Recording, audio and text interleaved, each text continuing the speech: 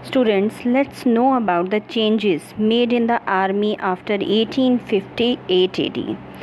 हम लोग पढ़ रहे थे administrative structure growth of colonial army. तो इसमें आर्मी में कौन कौन से चेंजेस हुए ये जानना बहुत ज़्यादा ज़रूरी है। 1857 AD, रिवॉल्ट ऑफ 1857 AD, 1857 की क्रांति हुई। क्रांति जो मंगल पांडे आपने सुना हुआ है, हमने ये ऑलरेडी से बहुत बार टॉपिक किया हुआ है। 1857 की क्रांति के बारे में हम लोग जानते हैं। मंगल पांडे पहला शहीद इस क्रांति का था। कुछ सैनिकों का विद्रोह भी इसे कहा जा सकता है। सैनिक विद्रोह के नाम से भी जाना जाता है। तो सैनिकों द्वारा ये विद्रोह किया गया था। अंग्रेज़ लोग जो कि भारत में चाहे व्यापार करने के लिए आए थे, लेकिन यहाँ पे उन्होंने 300 साल तक राज किया है। तो अपने शासन प्रबंध को चलाने के लिए आर्मी का रोल जो है वो बहुत ज़्यादा महत्वपूर्ण रहा है। तो वहाँ कहीं ना कहीं उन्हें कोई कमी लगी है कि जिसके कारण 1857 की जो क्रांति है वो हुई है। तो इसलिए उन्होंने 1858 AD में कुछ चेंजेस किए हैं। आइए उन चेंजेस के बारे में आप जानते हैं। It was necessary to reorganize the army after the Great Revolt of 1857 AD. बहुत ज़रूरी था ये कि आर्मी को रीऑर्गेनाइज किया जाए। The British didn't want that soldiers would again go for revolt. वो नहीं चाहते थे अंग्रेज़ लोग कि दोबारा से कोई सैनिक विद्रोह हो या कोई सैनिक विद्रोह करे। सो द फॉलोइंग चेंजेस, अभी मैं आपको चेंजेस बताऊंगी। कुछ following changes were brought in Indian military.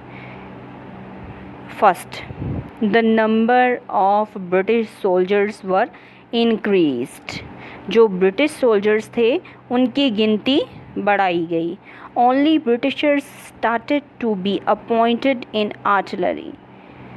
Indians and Europeans in the military of Madras and Bombay were kept in the ratio of 2:1.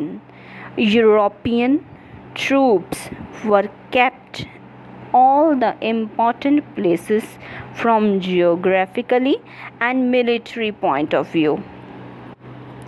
तोपखाने में भी अब यहाँ पे ब्रिटिशर्स जो थे वो अपॉइंट हो गए और इंडियंस और यूरोपियंस की जो मुंबई और मद्रास में मिलिट्री रेशो थी वो भी 2:1 कर दी गई। ठीक है। European troops were kept at all the important places. सारी जगह पे जितने भी इम्पॉर्टेंट प्लेसेस थे वहाँ पे यूरोपियन सेना ही रखी जाने लगी। Now the British started recruiting people of different religions and caste in one regiment of soldiers so that the people of other religions should remain ready to kill people of one religion in case of any rebellions. कभी भी कोई ऐसी गड़बड़ होती है, तनाव पैदा होता है, तो अलग अलग रिलीजियंस से अगर सेना में लोग होंगे तो उनमें आपसी झगड़े की संभावना ज़्यादा बढ़ जाएगी। इसलिए उन्होंने ये दिमाग लगाया कि एक जाति के लोग एक जगह पे इकट्ठे नहीं करेंगे। वो soldiers of Awadh, Bihar and central India took part in the revolt of 1857 AD.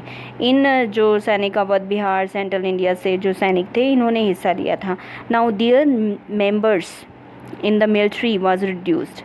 उन्हीं की गिनती कम कर दी गई। Number of Gorkhas, Sikhs and Pathans soldiers was increased, और इनकी जो गिनती थी उसको बढ़ा दिया गया क्योंकि इन्होंने हिस्सा नहीं लिया था 1857 ईस्वी की जो क्रांति हुई थी उसमें। तो ये सारे वो चेंजेस हैं जिनको करके अंग्रेज़ों ने अपने आप को सुरक्षित करने की कोशिश की है ताकि वो भारत पर और कई सालों तक राज कर सके।